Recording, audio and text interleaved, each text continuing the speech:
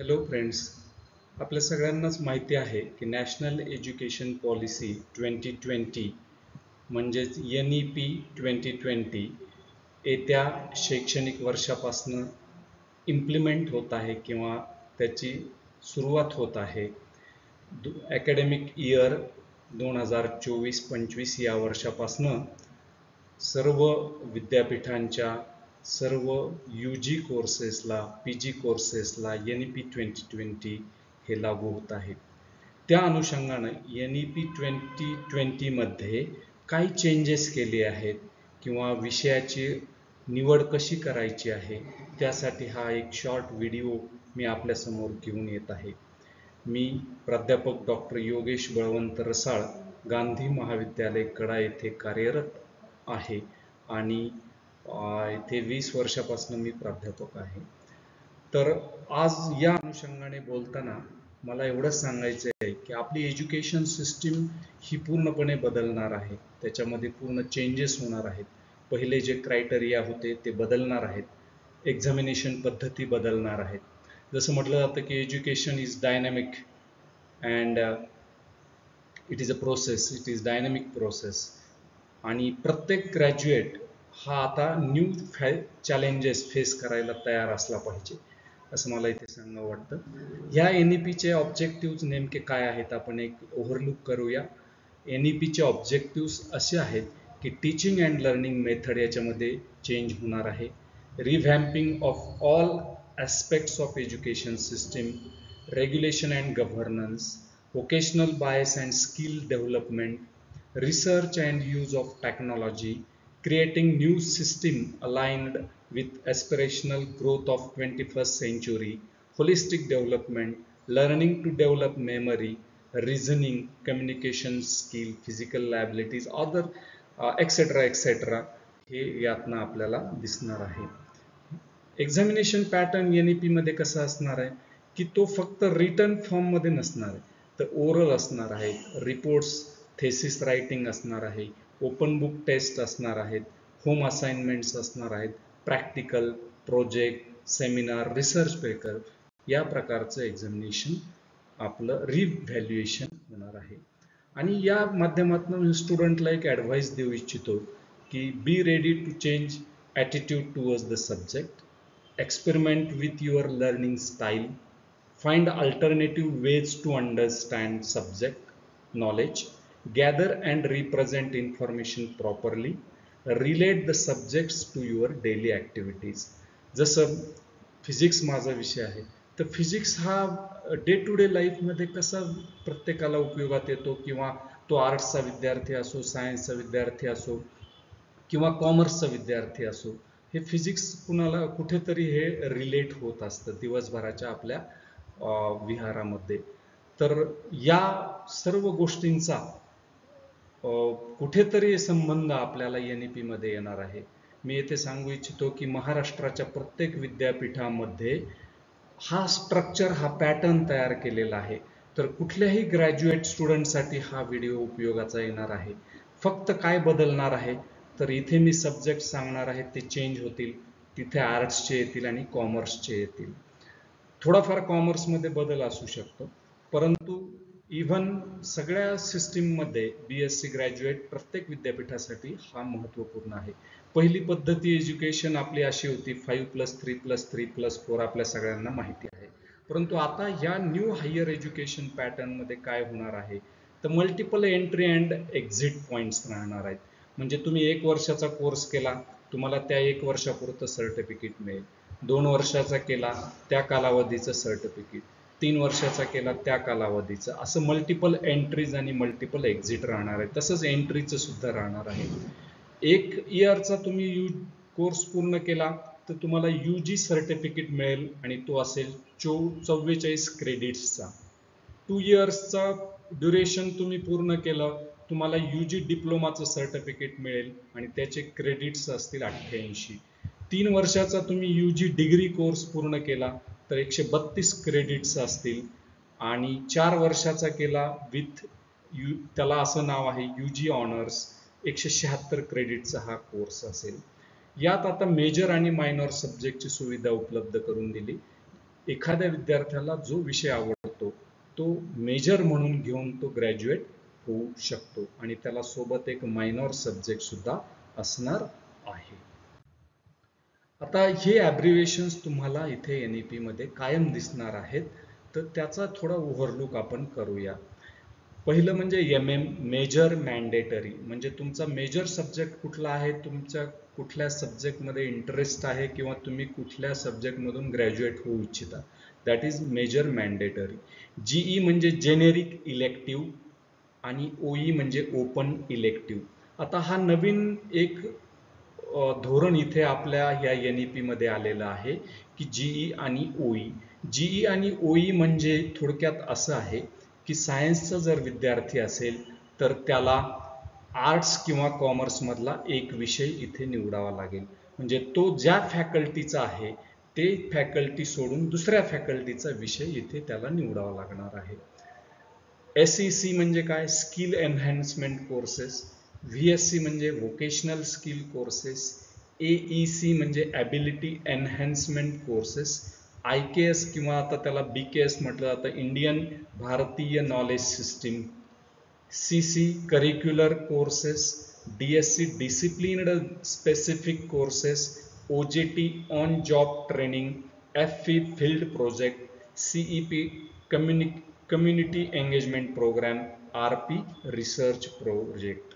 असे काही तुम्हाला हे ॲब्रिव्हिएशन्स पाहायला मिळतील. हे तुम्हाला थोडंसं वाचून अभ्यास केल्यानंतर हे सगळे व्यवस्थित होतील. आता मी आंबेडकर विद्यापीठ, डॉक्टर बाबासाहेब आंबेडकर मराठवाडा विद्यापीठात कार्यरत असल्यामुळं मी हे विद्यापीठाचं सर्क्युलर येथे टाकलं आहे, but it is common to all universities. फक्त इथे काय बदलेल तर जेनेरिक कोर्स बदलू शकतो, इथे व्होकेशनल कोर्स बदलू शकतो, स्किल कोर्स बदलू शकतो किंवा CC बदलू शकतो. बाकी तर सगळं सेम आहे. हे आहे revised circular for BSc. It is similar to BA आणि BCom. कारण काय आहे की पॅटर्न तोच आहे, फक्त सब्जेक्टमध्ये बदल आहे. तर हे सर्क्युलर विद्यापीठाने टाकलेलं आहे की हे रिवाइज स्ट्रक्चर झालेलं आहे. आता हे त्याचंच पेज आहे की BSc डिग्रीचा प्रोग्राम कसा असणार आहे आणि कोर्स स्ट्रक्चर त्याचं रिवाइज्ड कसं असणार आहे. तर थोडक्यात बघा, हे BSc फर्स्ट सेमिस्टरचं स्ट्रक्चर आहे. हे मी खाली डिटेलमध्ये आपल्याला घेतलेलं आहे, पण ते पेज मी तुम्हाला दाखवतो आहे इथे. फक्त आपण याचा अभ्यास खाली व्यवस्थित करणार आहेत. ओके, हे BSc सेकंड सेमिस्टरचं पेज आहे आणि ही बास्केट लिस्ट आहे की मेजर सब्जेक्ट कुठले आहेत, त्यांनी ग्रुप केलेले आहेत यावेळेस. जे विद्यापीठात कार्यरत होते अगोदर, परंतु त्याच्यामध्ये आता चेंजेस म्हणजे सगळे एकत्र सब्जेक्ट येऊन 7 प्रकारचे ग्रुप BSc मध्ये केलेले आहेत. तर विद्यार्थ्याला 3 सब्जेक्ट निवडायचे आहेत आणि प्रत्येक ग्रुपमधला एक, प्रत्येक म्हणजे 3 कुठलेही सिलेक्ट करू शकतो आणि त्यातला एक सब्जेक्ट मात्र निवडायचा आहे. पहिलं केमिस्ट्री आहे, केमिस्ट्रीला ऑप्शनल असं काही नाही. विद्यार्थ्यांनी ग्रुप 1 निवडला त्याला केमिस्ट्री घ्यावं लागेल. ग्रुप 2 विद्यार्थ्यांना निवडला तर बायोकेमिस्ट्री किंवा फिजिक्स घेऊ शकतो तो. ग्रुप 3 निवडला तर बॉटनी किंवा मॅथ्स घेऊ शकतो. अशा पद्धतीने कुठले 3 ग्रुप सिलेक्ट करायचे आणि त्यातला एक सब्जेक्ट सिलेक्ट करायचा आहे. हे त्याचे कोर्स आहेत आणि त्या सब्जेक्टला दिलेले विद्यापीठानं कोर्स, की जेणेकरून नंतर एक स्पेसिफिक कोड तयार होतो की ज्यावरून विद्यार्थ्याचं स्टेटस ॲडमिशन काय आहे, कसं आहे, कुठे आहे हे कळतं. हा जो पेज आहे तो अतिशय व्यवस्थित आपण समजून घ्यावा. याच्यामध्ये हे सेमिस्टर फर्स्टसाठी मी तयार केलेलं आहे.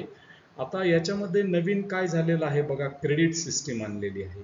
क्रेडिट सिस्टीम म्हणजे त्या सब्जेक्टला वर्कलोडनुसार असलेलं क्रेडिट. ओके, आता मी फॉर एक्झाम्पल इथे फिजिक्स घेतलाय. कोर्स टाईपमध्ये मी समजा 3 विषय मला निवडायचे आहेत, तर मी 3 विषय निवडताना सपोज मी फिजिक्सचा निवड केली तर त्याला M1 असं नाव जाईल.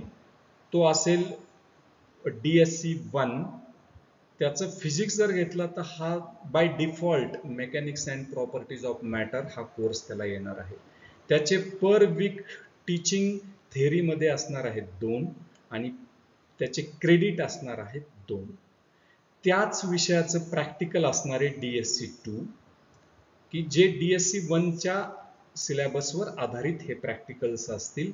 त्याचे पर वीक आवर्स असतील 4 आणि त्याचं क्रेडिट असेल 2. म्हणजे M1 जर मी घेतला तर त्याचे टोटल क्रेडिट हे 4 राहणार आहेत. आणि मी जर M2 दुसरा सब्जेक्ट जो सिलेक्ट केला केमिस्ट्रीचा हा थेअरी पेपर, त्याचे 2 क्रेडिट. हा DS1 वर म्हणजे केमिस्ट्रीच्या या सिलेबसवर हे प्रॅक्टिकल्स असतील, त्याचे पर वीक आवर्स 4 क्रेडिट 2 म्हणजे 4 क्रेडिटचा केमिस्ट्री झाला. आणि जर मी तिसरा मॅथ्स हा सिलेक्ट केला सब्जेक्ट, तर त्याचं मॅथ्स आणि त्याचे प्रॅक्टिकल असे मिळून 4 क्रेडिट असणार आहेत. आता इथे जो नवीन कन्सेप्ट आला आहे GE आणि OE, हा एक सब्जेक्ट विद्यार्थ्याला निवडायचा आहे आवडीचा, की जो अदर फॅकल्टीचा असेल. आणि तो अदर फॅकल्टीचा सब्जेक्ट इथं चूज करायचा आहे. तो फक्त थेअरी असणार आहे, प्रॅक्टिकल नाही. त्याचे क्रेडिट 2 असतील.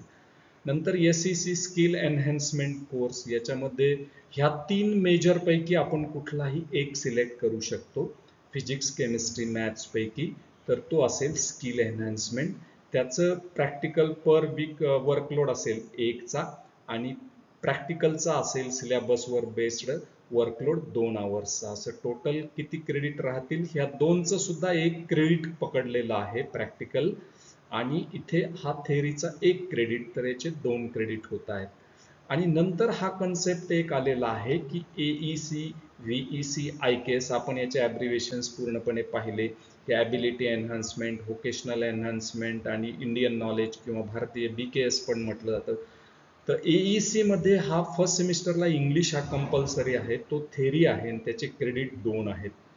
आता IKS मध्ये काय केलेलं आहे विद्यापीठानं, की एक 6 कोर्सची यादी दिलेली आहे आणि त्या यादीमधनं एक कोर्स कुठलाही निवडायचा आहे. तो थेअरी कोर्स असेल, त्याचे क्रेडिट 2 असतील.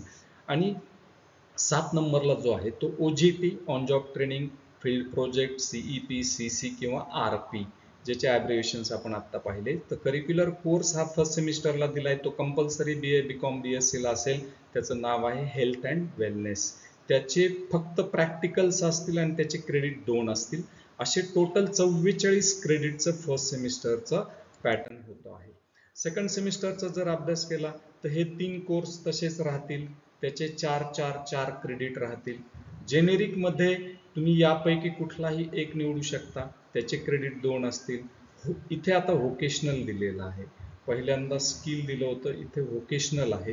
व्होकेशनल मध्ये इथे विद्यापीठाच्या वेबसाईटवर एक सब्जेक्ट आपल्याला निवडायचा आहे, ज्याचं नामकरण असं आहे 150, 151. त्याचे क्रेडिट 2 असणार आहेत. त्याचंच प्रॅक्टिकल इथे असणार आहे, त्याचं क्रेडिट 1 असणार आहे. आता AEC, VEC आणि IKS मध्ये इथे मात्र तुम्हाला आता इंग्लिश कंपल्सरी नसून 6 वेगवेगळ्या लँग्वेज पैकी एक लँग्वेज सिलेक्ट करायची आहे. इथे सेकंड सेमिस्टरला, फॉर सेकंड सेमिस्टरला. फर्स्ट सेमिस्टरला आपण पाहिलं की इंग्लिश मात्र कंपल्सरी होतं. इथे आता तुम्ही एक कुठलीही 6 रिजनल लँग्वेज पैकी एक लँग्वेज सिलेक्ट करू शकता. आणि इथे IKS मध्ये मागच्या वेळेस जे होतं ते बदलून आता आपल्याला इथं कॉन्स्टिट्यूशन ऑफ इंडिया हा कंपल्सरी कोर्स दिलाय. मागच्या वेळेस IKS मध्ये सिलेक्शन होतं, इथे आता कॉन्स्टिट्यूशन ऑफ इंडिया हा कोर्स दिलेला आहे. आणि CC मध्ये काय दिले बघा, yoga, education, sport and fitness, याचे प्रॅक्टिकल्स आहेत 4. असा हा सेकंड सेमिस्टर सुद्धा काय आहे 44 क्रेडिटचा. म्हणजे तुम्ही एक 44 प्लस 44 88 क्रेडिट जर पूर्ण केले तर तुमचं 2 सेमिस्टर पूर्ण होतात आणि तुम्हाला 1 वर्षाच्या ड्युरेशनचं सर्टिफिकेट तुम्हाला दिलं जातं. ही विद्यापीठाची लिंक आहे. या लिंकवर तुम्हाला NEPचे सगळे सर्क्युलर्स पाहायला मिळतील आणि त्या सर्क्युलरमध्ये सिलेबस काय असेल, प्राध्यापकांनाही त्या IKS सपोज आहे, जेनेरिक आहे, तर त्याचा सिलेबस कुठे आहे, तर ह्या लिंकमध्ये तुम्हाला तो मिळून जाईल. आता थोडक्यात सेमिस्टर फर्स्ट मध्ये काय सब्जेक्ट राहतील, डिरेक्ट ऑन जॉब फॉर्म भरताना काय आपण सब्जेक्ट लिहिणार. तर फर्स्ट सेमिस्टरसाठी बघा 1 ते 3 म्हणजे M1, M2, M3 ह्या 7 ग्रुपपैकी तुम्हाला 3 ग्रुप चॉईस करायचे आहेत आणि त्यातले 3 सब्जेक्ट तुम्हाला निवडायचे आहेत, जे झाले M1, M2, M3. आता प्रत्येक याला काय आहे की प्रत्येकाला एक थेअरी आणि एक प्रॅक्टिकल असणार आहे. ह्या तीनही फर्स्ट सेमिस्टरसाठी एक थेरी आणि एक प्रॅक्टिकल. जसं मी फिजिक्स केमिस्ट्री मॅथ घेऊ शकतो, केमिस्ट्री बॉटनी झुलॉजी घेऊ शकतो, किंवा कुठलेही 3 ग्रुप सिलेक्ट करून त्याचं फर्स्ट सेमिस्टरला एक थेरी एक प्रॅक्टिकल. जेनेरिकमध्ये अदर फॅकल्टीचं निवडायचं आहे. सायन्स असेल तर आर्ट कॉमर्स, आर्ट्स असेल तर कॉमर्स किंवा सायन्स, आणि कॉमर्स असेल तर आर्ट किंवा सायन्स. इथे जेनेरिक म्हणजे समजा आर्ट्सचा विद्यार्थी आहे, त्यानं फिजिक्स जेनेरिक निवडलंय, तर तो त्याला मराठीत त्याचा सिलेबस, त्याचं स्ट्रक्चर उपलब्ध करून दिलं जाईल आणि अतिशय सुटसुटीत सोप्या पद्धतीनं तो शिकवला जाईल. SCC मध्ये बघितलं तर कुठलाही स्किल कोर्स तुम्ही या M1, M2, M3 मधनं चॉईस करू शकता. फिजिक्स केमिस्ट्री असेल तर फिजिक्स घेऊ शकता, केमिस्ट्री घेऊ शकता, मॅथ घेऊ शकता, किंवा केमिस्ट्री बॉटनी झुलॉजी असेल तर या 3 पैकी कुठलाही स्किलला तुम्ही निवडू शकता. आता इथे 6 आणि 7 म्हणजे 2 कोर्स आहेत. AEC ability enhancement Indian knowledge system. Ability एन्हान्समेंटमध्ये काय दिलंय बघा, की इंग्लिश कंपल्सरी आहे, पण हे जे 6 सब्जेक्ट आहेत बघा, या 6 सब्जेक्ट पैकी IKS मध्ये इंग्लिश AEC मध्ये 6 नंबरचा झाला, 7 नंबरला तुम्हाला या 6 पैकी कुठलाही एक सब्जेक्ट IKS म्हणून निवडायचा आहे. की आमचं मराठवाड्याचा विचार केला तर विद्यापीठाने हे सगळे मराठवाड्याशी रिलेटेड हे कोर्सेस सिलेक्ट केलेले आहेत. आणि 8वा मात्र कंपल्सरी तुम्हाला करिक्युलर कोर्स जो आहे हेल्थ अँड वेलनेस असा आहे. सेकंड सेमिस्टरला काय होतंय बघा, M1, M2, M3 तुम्ही फर्स्ट सेमिस्टरला घेतलेले एक थेरी एक प्रॅक्टिकल. इथे जेनेरिक पुन्हा तुम्ही सिलेक्ट केलेला, इथे आलं व्होकेशनल. आता स्किल नाही तर व्होकेशनल आहे, आणि व्होकेशनल तुम्ही विद्यापीठानं दिलेल्यापैकी कुठलाही या 2 पैकी एक चॉईस करायचा आहे, 150 किंवा 151. आणि 6-7 पुन्हा AEC ॲबिलिटीमध्ये आता इंग्लिश नसून तुम्हाला ह्या 6 पैकी कुठली एक निवडायची आहे, हिंदी, मराठी, पाली, बुद्धिझम, संस्कृत, उर्दू. आणि VEC मध्ये याच्यामध्ये तुम्हाला कॉन्स्टिट्यूशन, इथे IKS पाहिजे, कॉन्स्टिट्यूशन ऑफ इंडिया हा कंपल्सरी टाकलेला आहे. आणि CC मध्ये सेकंड सेमिस्टरला योगा, एज्युकेशन, स्पोर्ट आणि फिटनेस. थर्ड सेमिस्टरला थोडे चेंजेस कसे होत आहेत बघा, की तुम्ही जर M1, M2, M3 घेतलेले आहेत, त्यातला एक तुम्हाला मेजर घ्यायचा आहे. फिजिक्स केमिस्ट्री मॅथ असेल तर तुम्ही फिजिक्स मेजर घेऊ शकता तुमच्या आवडीनुसार, तर त्याला मात्र तुम्हाला 2 थेरी आणि 2 प्रॅक्टिकल्स असणार आहेत. दुसरा आणि तिसरा जो तुम्हाला सिलेक्ट करायचा आहे, तर 2 सब्जेक्ट ॲज अ मायनॉर असणार आहेत, की ज्याचे समजा फिजिक्स केमिस्ट्री मॅथ आहे, फिजिक्स मी मेजर घेतला तर केमिस्ट्री आणि मॅथ्स 2 मायनॉर हे सब्जेक्ट असतील, आणि त्याला फक्त 2 थेरीचा वर्कलोड असणार आहे. जेनेरिक आणि ओपन इलेक्टिव्हमध्ये जसं आपण मागच्या सेमिस्टरला घेतला आर्ट्स कॉमर्सचा घेऊ शकता.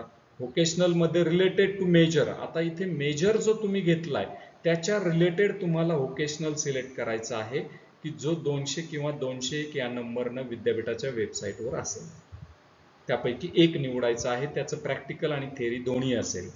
AEC मध्ये पुन्हा इंग्लिश आहे आणि व्होकेशनल किंवा इथे एन्व्हायरमेंटल स्टडीज आहेत. ओके, आणि 8 नंबरला आहे करिक्युलर कोर्सेस. मग याच्यामध्ये कल्चरल ॲक्टिव्हिटीज किंवा NSS किंवा NCC घेऊ शकता. फोर्थ सेमिस्टरला तसंच आहे, एक मेजर आहे, त्याचे 2 थेरी 2 प्रॅक्टिकल. 2 सब्जेक्ट तुम्ही उरलेले आहेत ते तुमचे मायनॉर म्हणून असणार आहेत. जेनेरिक आहे अदर फॅकल्टीचा, SCC आहे या 250 किंवा 251 मध्ये निवडायचं आहे. AEC मात्र ह्या 6 पैकी एक निवडायची आहे. फील्ड प्रोजेक्ट इथे असणार आहे, आणि करिक्युलर कोर्समध्ये फाईन अप्लाइड, व्हिज्युअल किंवा परफॉर्मिंग आर्ट्स असणार आहे. फिफ्थ सेमिस्टरला थोडेसे चेंजेस होत आहेत, बघूयात काय होत आहेत. मेजर जो तुम्ही सिलेक्ट केलेला आहे त्याचे 2 थेरी 2 प्रॅक्टिकल असतील. Discipline specific elective related to major. आता इथे बघा DSE हा एक फिनॉमिनो आणला आहे, की जो मेजरशी रिलेटेड आहे, की 300 आणि 301 नंबरला तो तुम्हाला सिलेक्ट करावा लागेल, आणि त्याचं एक थेरी आणि एक प्रॅक्टिकल असेल. मायनॉर पुन्हा उरलेले 2 असतील, एक थेरी आणि एक प्रॅक्टिकल. त्यातला एक निवडायचा आहे. 5व्या सेमिस्टरला तुम्हाला मायनॉर 2 पैकी एक चूज करायचा आहे, आणि त्याचं वर्कलोड असेल एक थेरी आणि एक प्रॅक्टिकलचं. इथे आता VSC आहे व्होकेशनल, तो रिलेटेड टू मेजर असणार आहे, त्याचं फक्त एक प्रॅक्टिकल असेल, आणि 5व्या सेमिस्टरला फील्ड प्रोजेक्ट आलेला आहे. 6व्या सेमिस्टरला कसं असेल बघा, मेजर सब्जेक्ट तुम्ही जो सिलेक्ट केला आहे त्याचे 2 थेरी, 2 प्रॅक्टिकल आणि या सब्जेक्टशी रिलेटेड IKS असणार आहे. म्हणजे तुम्ही फिजिक्स जर सिलेक्ट केला तर फिजिक्सचे 2 थेरी कोर्स असतील, 2 प्रॅक्टिकल कोर्स असतील आणि फिजिक्सचाच एक IKS किंवा BKS IKS असेल. ओके, म्हणजे किती झाले बघा, 2 2 4 आणि 5 सब्जेक्ट. ओके, नंतर असणारे DSC discipline specific elective related to major आहे. ह्या मेजर सब्जेक्टचीच पुन्हा एक 350 किंवा 351 मधनं एक निवडायचं आहे. त्यातलं एक थेरी आणि एक प्रॅक्टिकलचं वर्कलोड असेल. 350 निवडा किंवा 351 निवडा. आणि नंतर मायनर असणार आहे M2 आणि M3, त्याचं दोन्हीपैकी एक. फिजिक्स केमिस्ट्री मॅथ आहे, तुम्ही फिजिक्स मेजर घेतलं तर केमिस्ट्री आणि मॅथ हे मायनॉर झाले, त्याचं एक थेरी आणि एक प्रॅक्टिकल असणार आहे. आणि 6व्या सेमिस्टरला मात्र ऑन जॉब ट्रेनिंग, त्याचे 4 क्रेडिट्स आहेत, OJT असं त्याला म्हटलं जातं. ऑन जॉब ट्रेनिंग हा 6 सेमिस्टरला आणलेला कन्सेप्ट आहे. आता 7 सेमिस्टर पासून आणखी थोडे चेंजेस आहेत. कसे आहेत बघा, UG ऑनर्स डिग्री आणि UG ऑनर रिसर्च डिग्री अशा 2 प्रकारचे कन्सेप्ट त्यांनी केले. दोन्हीचे सिलेबस किंवा स्ट्रक्चर वेगवेगळं आहे. आपण UG ऑनर्स डिग्रीचं स्ट्रक्चर बघूयात. 7 सेमिस्टरला मेजर आहे, एक सब्जेक्ट आपण निवडलेला आहे तो, 2 थेरी 2 प्रॅक्टिकल असं त्याचं स्ट्रक्चर असणार आहे.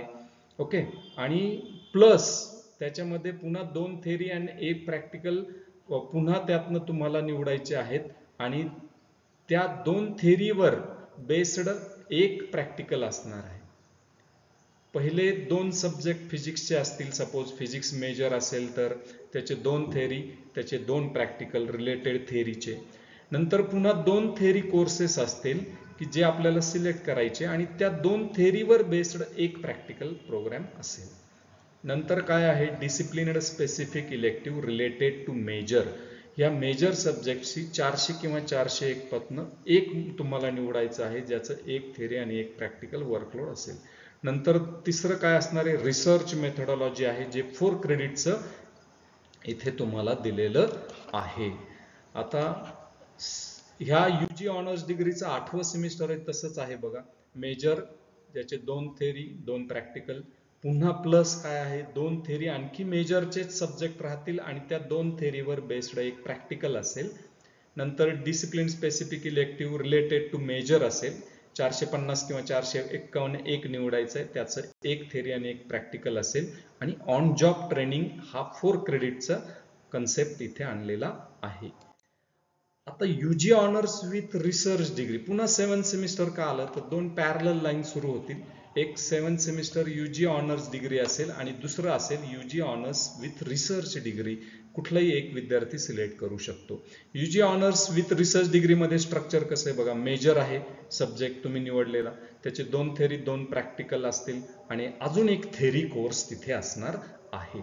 नंतर discipline specific elective related to major आहे, 1 फ्रॉम 400 किंवा 401 मधनं तो निवडायचा आहे, त्याचं वर्कलोड एक थेरी एक प्रॅक्टिकल एवढं असेल. नंतर रिसर्च मेथडॉलॉजी येणार आहे की ज्याचे क्रेडिट किती असणार आहेत, 4 क्रेडिट असणार आहेत. आणि तुम्हाला रिसर्च प्रोजेक्ट पण येणार आहे की एक रिसर्च प्रोजेक्ट 1 हा 7 सेमिस्टरचा पार्ट असेल, त्याचे क्रेडिट असतील 4.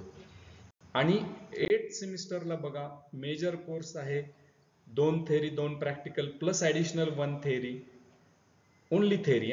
डिसिप्लिन स्पेसिफिक इलेक्टिव्ह मध्ये तुम्हाला 450 किंवा 451 पैकी एक निवडायचं आहे, त्याचं एक थेरी एक प्रॅक्टिकल असेल. आणि इथे रिसर्च प्रोजेक्ट 2 पार्ट 2 इथे आलेला असेल, त्याचे क्रेडिट 8 असतील. म्हणजे इथे रिसर्च प्रोजेक्टचं वेटेज वाढतं. पहिले 4 क्रेडिट, हे 8 क्रेडिट, 12 क्रेडिट रिसर्च प्रोजेक्टचे होतात. म्हणून याला काय नाव दिलं आहे, UG honours with research degree.